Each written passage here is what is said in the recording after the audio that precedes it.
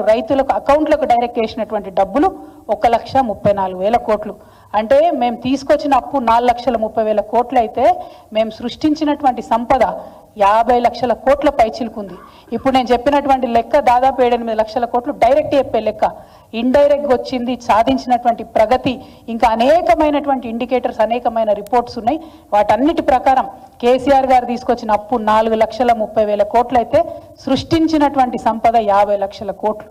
అంతేకాకుండా ఇవాళ ఒక మాట ఉంటుంది, జనరల్గా ఏదైనా వ్యవస్థ ఇల్లు ప్రభుత్వం రాష్ట్రం దేశం ఏది నడిపినా కూడా మనం తీసుకొచ్చినటువంటి అప్పు ఎంత ఉంది, దాని నుంచి మనం సృష్టించినటువంటి సంపద ఎంత ఉందని పారామీటర్ ఉంటుంది. అంటే మనం తీసుకొచ్చినటువంటి అప్పుతోని మనం ప్రాపర్గా ఇన్కమ్ జనరేట్ చేసుకుంటూ అప్పు కట్టుకుంటూ పోతే మనకు తగ్గుతూ ఉంటుంది. ఏంటిదంటే దాన్ని ఒక మాట సాంకేతికంగా ఉంటుంది, కానీ ఇది ఖచ్చితంగా తెలవాలి విద్యార్థులకు మేధావులకు అని చెప్తా ఉన్నా. ఇంట్రెస్ట్ పేమెంట్ పర్సెంటేజ్ ఏదైతే మన రాష్ట్రంలో వచ్చే ఆదాయంతో ఇంట్రెస్ట్ పేమెంట్ పర్సెంటేజ్ ఏదైతే ఉంటుందో అది రాష్ట్రం వచ్చేటప్పటికి తెలంగాణ రాష్ట్రం వచ్చేటప్పటికి 21.64 అంటే 21.64% ఉంటే మా ప్రభుత్వం అయిపోయినాటికి 2023లో మేము అధికారంలోంచి వెళ్ళిపోయే సమయానికి 17.19% తగ్గించుకోగలిగినాం. అంటే ఎంత బాధ్యతగా తీసుకొచ్చినటువంటి అప్పును నిర్మాణాత్మకంగా గడితే అది సాధ్యమైందన్నటువంటి విషయం ప్రజలందరూ గమనించాలని చెప్పి నేను కోరుతా ఉన్నాను. మరి ఇవాళ ముఖ్యమంత్రి గారి గురించి ఆలోచిస్తుంటే నిజంగా చాలా దయనీయంగా ఉంది.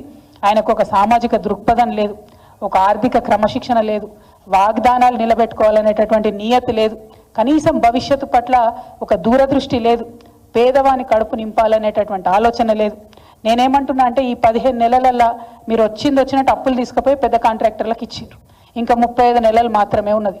కనీసం నెలకొక మంచి పని చేయండి. మీరు ఒక నెలకొక్క మంచి పని అనే ఒకటైనా మంచి పని చేయండి. ఈ 15 నెలల్లో చెప్పుకునే స్థాయిలో ఒక్క పని కూడా మీరు చేయలేదు. అదేవిధంగా మీరు ఈ అప్పు ఏదైతే తీసుకొచ్చిరో ఆ అప్పుకు సంబంధించి ఖచ్చితంగా ఒక వైట్ పేపర్ రిలీజ్ చేయాలని చెప్పి నేను డిమాండ్ చేస్తా ఉన్నా. ఎందుకంటే 12,000 కోట్లు నెలకు నికరంగా డబ్బులు కనబడుతున్నాయి. ఒక్క సంక్షేమ పథకం ప్రారంభం కాలేదు, ఒక్క పెద్ద ప్రాజెక్టు ప్రారంభం కాలేదు, కానీ పెద్ద కాంట్రాక్టర్లకు మాత్రం పేమెంట్స్ కంటిన్యూస్గా జరుగుకుంటూ పోతున్నాయి. ఈ విషయాన్ని ప్రజలు గమనిస్తూ ఉన్నారు. మీ ప్రాధాన్యత పెద్దవాళ్ళ మీద ఉంది, పేదవాళ్ళ మీద లేదు. కాబట్టి ఇప్పుడు రేపు గవర్నర్ ప్రసంగం ఉంది, దాంట్లో ఉన్న క్లారిటీ ఇవ్వండి. మనకి మొత్తం ఈ మంత్ అంతా కూడా బడ్జెట్ సమావేశాలు ఉంటాయి, దాంట్లో ఉన్న వైట్ పేపర్ పెట్టండి, కానీ ఒక స్పష్టత ఇవ్వండి. ఇవాళ మీరు 1,50,000 కోట్ల అప్పు 15 నెలల్లో తీసుకొస్తే మరి మీ వైఖరి చూస్తుంటే ఇంకొక 3.5 లక్షల కోట్ల అప్పు తెలంగాణ ప్రజలు నెత్తిన మోపేటట్టు కనపడతా ఉన్నది. కానీ దాని నుంచి నిర్మాణాత్మకమైన పని జరుగుతలేదు. అన్నిటికన్నా ఎక్కువ కేసీఆర్ గారి నినాదం ఒకటే ఉండే, ఆత్మగౌరవంతో కూడినటువంటి అభివృద్ధి అనేటటువంటి నినాదం కేసీఆర్ గారిది ఉండే. మీరు ఇవాళ నయవంచనతో కూడినటువంటి పనులు చేస్తున్నారు తప్పితే ఎక్కడ కూడా కరెక్ట్ మాట్లాడతలేరు. నిన్న విలేకరు అడిగిన ప్రశ్నకు తప్పించుకోవడానికి బుకాయించారు మీరు. అంటే మీ ప్రభుత్వం ఏంటంటే బుకాయింపుల ప్రభుత్వం, బెదిరింపుల ప్రభుత్వం, బేడీల ప్రభుత్వం, సాడీల ప్రభుత్వం. కేసీఆర్ మీద సాడీలు చెప్పాలి, అడిగినోనికల్లా బేడీలు వేయాలి, ఎవరైనా గట్టిగా అడిగితే బుకాయించాలి. ఇది తప్పితే మీరు చేస్తున్నది ఏం లేదు. మళ్ళీ ఒకసారి నేను ముఖ్యమంత్రి గారిని కోరుతా ఉన్నా, మీరు తెలంగాణను అవమానపరచకండి. మీకు నిజంగా రెవెన్యూ రిసీట్స్ ఏందో, క్యాపిటల్ ఎక్స్పెండిచర్ ఏందో తెలియకపోతే దయచేసి అధ్యయనం చేయండి, తెలుసుకోండి. అంతేగాని తెలంగాణను అవమానపరచకండి. ఆయన మాట్లాడుతున్న మాటలు చూస్తుంటే నేను ఎట్లా అనిపించిందంటే, ఓ పక్కనేమో 500 కోట్లు లేవంటాడు, ఇంకో పక్కనేమో నా పోటీ న్యూఢిల్లీతో కాదు న్యూయార్క్తో అంటాడు. మరి 500 కోట్లు లేని వాళ్ళు న్యూయార్క్ లెక్క ఎట్లయితారు నాకు అర్థం కాదు. అంటే విషయం ఏంటంటే ఆయనకు సబ్జెక్టు లేదు, ఆబ్జెక్టు లేదు, అంతా బబ్రాజమాదం భజగోవిందం అన్నట్టు అవుతుంది పరిస్థితి తప్పితే ఇంకోటి ఏం లేదు. నేను ముఖ్యమంత్రి గారిని మళ్ళీ కోరుతున్నా, మీరు బాధ్యతాయుతమైన పొజిషన్లో ఉన్నారు, తెలంగాణను అవమానం చేయకండి. తెలంగాణలో మంచి పొజిషన్లో ఉన్నారు, దాన్ని అట్లా నిలబెట్టండి, ముందుకు తీసుకెళ్ళండి.